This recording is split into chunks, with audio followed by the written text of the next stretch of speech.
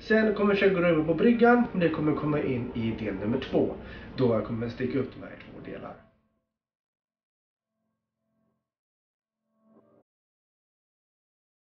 Så kommer vi att gå på bryggan och visa er hur det ser ut där uppe.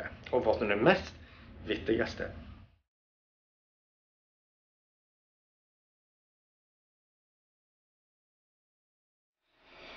Sådär, tjena gänget.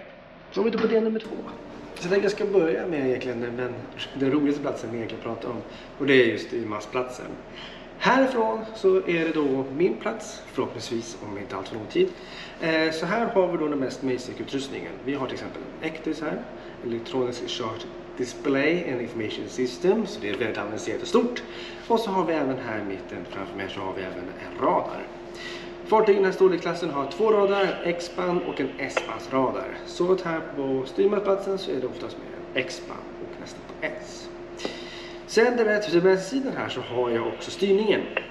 Det har vi då uppdelat på 3 platser eller 4 platser om man ska räkna med bryggsvingarna.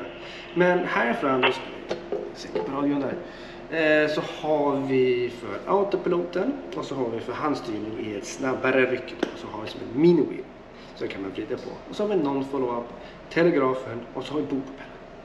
Så här från min styrmansplats här så kan man göra så här med mesta av navigeringen.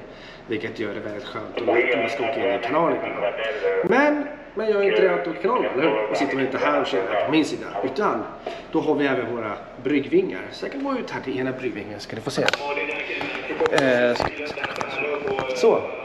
Här har vi ena bryggvingen då, styrbords och bryggvinge. Bryggvingen här på den här sidan så har vi då samma utrustning som vi hade där borta. Vi har samma med telegraf, bog och liknande. Men att gå på bryggvingen ger ju de bästa fördelarna med för en bättre utsikt utåt. Här nere så har vi då ena flygfartygssidan, styrbordssidan. Så vi kan se när vi kommer in och ut mot kaj så har man alltid den anpassningen. Sen har vi samtidigt ut akterut så har vi också en faktisk utsikt här. Så har vi en stor utsikt för det här våningsplan. Men här framme så gör man mest körningen på bryggan. Man sitter och kör båten. Men för att man ska göra navigeringen gör man alltid innan man reser. Så man bara skickar över till de här datorerna så får de sköta den delen själv. Men det man gör då det är navigeringen. Och det är på baksidan här. Här så har vi navigationsbordet där man planerar allt och har mest utrustning. Nu så för att ha det så här är ju några fördelar. Fördelen mest att ha det så här är att när man sitter där fram och man ska leta rätt på de här små fyrarna eller vissa fartyg så långt på avstånd så ska man inte bli större av olika ljus. Så har man sitter här bak och kör med navigeringen. Nu så gjorde vi första resan här som är det mest roliga jag har gjort hittills med fartyget. Vi åkte hela vägen från Amsterdam hela vägen till Quebec här i Kanada. Så det var en jävla resa. Men det är nog navigationsbordet bakom oss. Vi åkte in här i Kanada så åkte vi in i en lång kanal. Och då fick jag som elev, fick jag styra fartyget. Och då satt jag inte där, jag satt inte heller på bryggvingen. Då fick jag sitta här med handstyrningen skällandes mest med en läcker träratt. Okej. Basic då. Då sitter jag här så får jag köra fartyget helt och hållet med handstyrning då. Och det innebär basic, precis som i vilket bil eller båt som helst, det är att du har ratten här, ett träratt, läckert med 5-10 grader. Så man kan lägga hur mycket som helst då, men med begränsningar inte.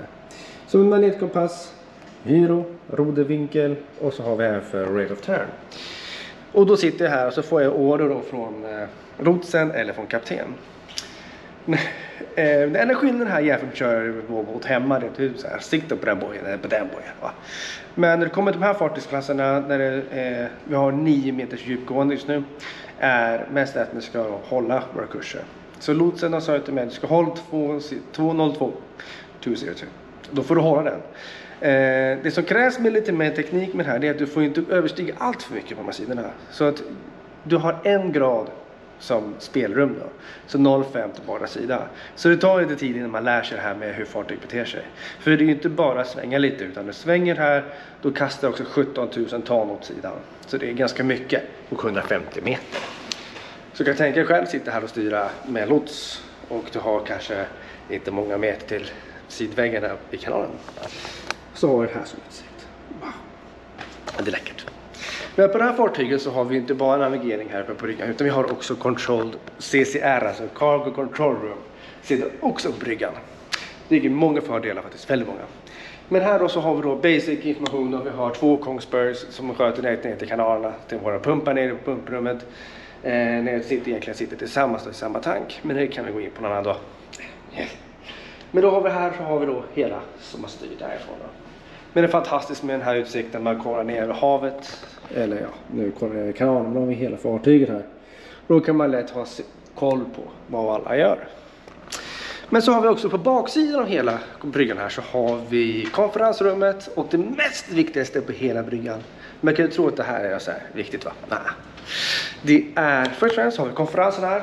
Snyggt, läckert, cleanbyggt. Men det är det här. Det är det här.